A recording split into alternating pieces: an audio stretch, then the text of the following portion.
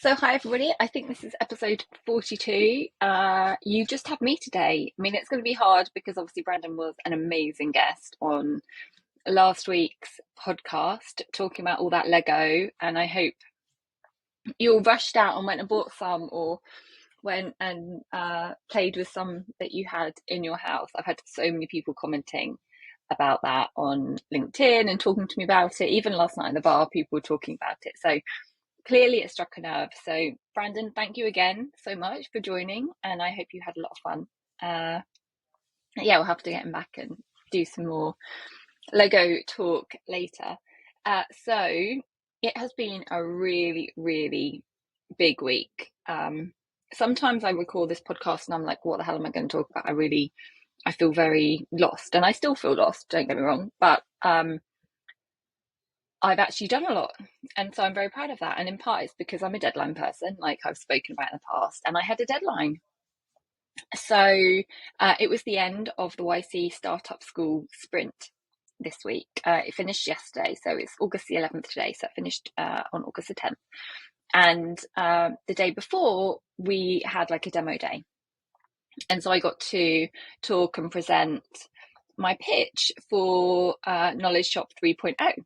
And talking about the sort of WeWork Airbnb style marketplace that I'm building. And it was really great to have that forcing mechanism to like help me put together a slide to succinctly show the vision, but then also to sort of put the words around it, because then that also helps me when I'm talking. So I'm going to give you that little pitch. It's only 60 seconds, so you're not going to get hopefully too bored in that time, but I thought you'd find it interesting, and I'm also curious to see what people hear when I explain what I'm doing. You know, what I say something, what do you understand that to be? So I would love that.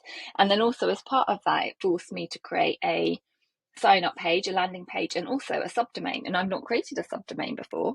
I've tried and it hasn't worked, but this time I did.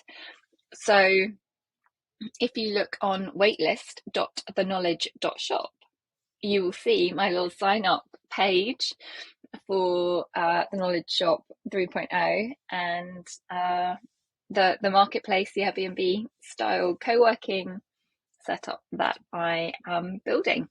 So with that, and a little guest in the background, here we go. This is my pitch. Hi, I'm Tori, the CEO of the Knowledge Shop. The Knowledge Shop is a marketplace where founders make money hosting or pay to join structured co-working sessions in people's homes or public places. Don't work alone in your apartment talking to your plants, or worse, sitting silently next to a stranger. Boost your odds of startup success and collaborate or problem solve with peers. We're pre-launch, but since October have built a community of 700 founders in New York. For Startup School, my focus was user research and proving the concept. So I held 4 in-person events, attracted 300 RSVPs, got 100 attendees, and generated $200 on average per event. And from that, I learned that even though many had co-working memberships already, they still felt isolated. And despite money being tight, were still willing to pay for the sessions in order to learn from and to connect with others. So today, the Knowledge Shop helps founders, in future, all remote workers. And you can join us at waitlist.theknowledge.shop. And that was my pitch. And I think I just went slightly over a minute, but they didn't seem to care about that. So there we go. Anyway, I'd love to hear what you think. I will put a link to the sign up thing, and yeah, all feedback welcome. This can be a new talking point. And I think as a result of doing that, it sort of boosted my confidence. I feel, again, more able to confidently describe what I'm doing, and like I have a viable business. And I was talking about it yesterday, and it's so interesting because other people, when I go to a networking event or a meetup, even though their business may not exist, they're still very confident. They very confidently own, I'm the founder of blah, blah, blah. And I find it really hard to say that because it doesn't exist. And so then I was challenged around, well, does that mean, you know, it's not valid if it's an idea in your head? well, of course, like it's still valid, but in my mind, I completely diminish it and it becomes like a smaller thing. And so I have to be really careful about that to make sure that I own this is my baby. And I need to feel confident and believe in what I'm doing. And if I'm giving other people space and I'm believing in their ideas and they tell me they're the founder of something and they're building it, I'm 100% behind them. And so I need to give myself the courtesy of treating myself with that same respect and belief and confidence behind it. So that's my vision, and I'm going to be talking very proudly because there's a happy hour tonight. Hi to everybody who finds this from the happy hour. It's like a bit of a wrap up for Startup School, and then just other people from the Knowledge Shop co-working community who are going to be in town. Shout out to the Dog and Bone for hosting. Thank you very much. So that should be really fun, and I'm going to very confidently go in and say, hey, I'm the founder of the Knowledge Shop, and I'm creating a marketplace where founders can host or attend co-working sessions in people's homes. There we go. Couldn't say it more succinctly, and I just got it straight off. So let's see how many times I muck that one up when I'm talking tonight, but I've got to start somewhere. And so then building on, I guess, from confidence and believing in myself and needing it to be a real entity. I've spoken about this before, but it's really time now to incorporate. And so I've been talking to people about the best way to incorporate. Again, continuing to get lots of mixed advice. And, you know, some people, and to be fair, it's probably more like the people who are desperate to raise funds like now will just Delaware C Corp, go all in.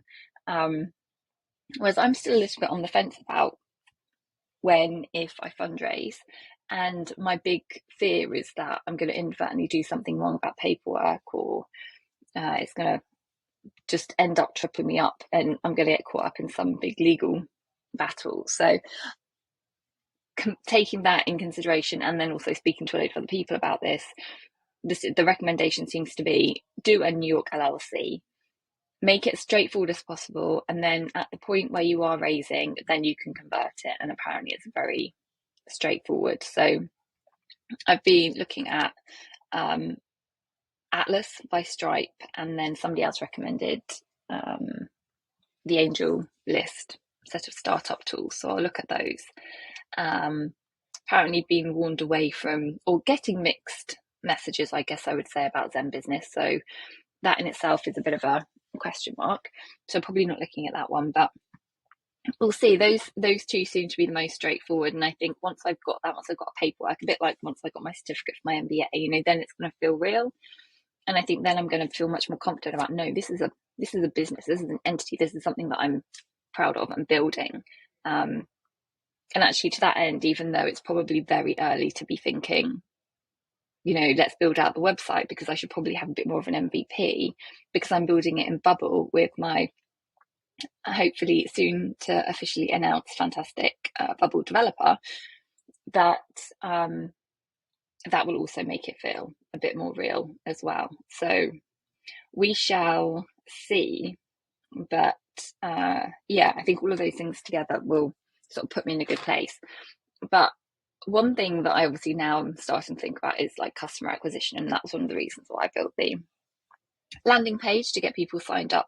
But I will sort of, and I've been asked this question before, and I've always been a bit like, oh, you know, I've got my network and stuff, but around customer acquisition and who is my target audience, to how am I going to find them? And I was asked this again yesterday, and I didn't, to be honest, have a very good answer about it. And so I just said, oh, you know, it's founders in New York.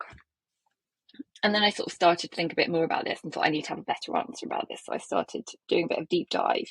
And at the same time, day one yesterday had a fantastic session with Rob Fitzpatrick. If you don't know him, he's the writer of the Mum Test. And if you haven't read the Mum Test, you need to read the Mum Test. It's all about customer discovery and customer interviews and how to get genuine insights and not just platitudes and people saying how amazing you are. But, you know, it's like nobody ever tells you you've got an ugly baby. And the same is true with startups. Nobody's ever going to tell you that your startup is ugly. And as a result, it can be very easy to get misleading insights. And so Rob was holding the session. And one thing that he was saying is you shouldn't average user insights.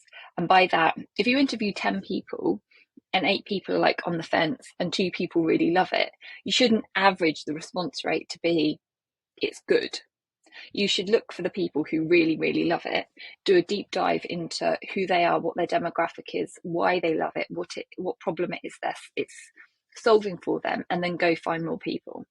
And so taking that advice, I then started thinking about the people who are the most engaged in my co-working community and what it is about them that maybe leads them to need it more than others. And that was around them being new to the city. So they'd gone through like a big life change. They'd moved from one part of the country to another. So they had no network. They were remote working or were solo founders. And therefore they were looking for a community, looking for in-person connection, and were looking for, like, I guess, a creative space. They weren't so much of a scientist, was so focused on every second of the day being productive. They had the time and the space for creativity and the people aspect too. And so that was really enlightening. So I started thinking, okay, well, if that's like my target demographic, like, where do I find them? And so I was like, okay, well, I'm going to find them on Twitter. You know, maybe there are certain hashtags, but when I Googled, like, or searched on Twitter for like new to New York, because I was just guessing what might work, I think the posts that were coming up were from like 2018. And I was like, okay, well, clearly people aren't using that hashtag particularly frequently. So I could start searching through anyway. But I think more than that, maybe it's people who are searching for a new apartment, like on Craigslist, or posting in different neighborhood forums. I think that's probably one way to find them. It's people who are joining meetup groups. I think that's another way to find them. And of course, people who are already in my community. And then also, you know, maybe people who are graduating college and posting, people who are looking for internships, maybe, who just don't quite know what they want to do. I think that could be another one for future. But I think for right now, the founder piece is key. They've got to be doing something themselves. They've got to be new to the city. And I think, you know, when you think about what goes hand in hand with that, it's, if you're new to the city, you're looking for somewhere to live and you're looking for a friendship community, a friendship set. And if you are that way inclined, then I think you're going to be more likely to get something out of the co-working group that I'm building. And that also came true with when, you know, the early interviews that I've been hosting, which is also that I've been conducting around people's motivations to host. And so far I've only had two interviews, but it was really interesting because they were very different demographics and I hadn't set it out to be that way. It just worked out. And so one was doing it for real intrinsic reasons. They were new to the city. They wanted to meet people. Money was nice, but that wasn't the driving factor. They wanted to meet people and to connect. And they were doing things on both like Airbnb, couch surfing, as well as Eat With. And that was the same reason throughout. And of course, you know, Eat With can also be good for professional development in the same way that I think the Knowledge Shop can be as well. So that could be quite interesting. And then the other person I spoke to, it was purely financial. There was very little interaction with the guests. It was long-term rentals as opposed to like sort of them being together in the same space. So they would rent their accommodation when they weren't there, or it was a second time. And so that for me isn't my target audience, and I know that now. So somebody who's looking at it purely as a financial transaction, like that's not going to be my demographic. But that was quite an interesting learning, and so I'm going to keep going with a few more interviews. If you've ever hosted and you want to sort of share some of your insights, then I would love to talk to you. And in the meantime, keep an eye out, as you might get a random LinkedIn message from me going, hey, I see you're a host, can I talk to you? But yeah, so anyway, I feel like that's quite a lot for today, quite a meaty session. So there you go, you're up to date. And with that, I'm going to love you and leave you. I'm going to try and record one next week, but full disclosure, I'm on holiday in Spain, so I don't know quite how it will go, but it might just be an audio one. Maybe I record it on the fly somewhere, or else maybe I record it with a glass of champagne or a gin and tonic or some other delicacy that I'm enjoying at the time. We shall see. But with that, Enjoy the rest of your week, and I shall see you soon.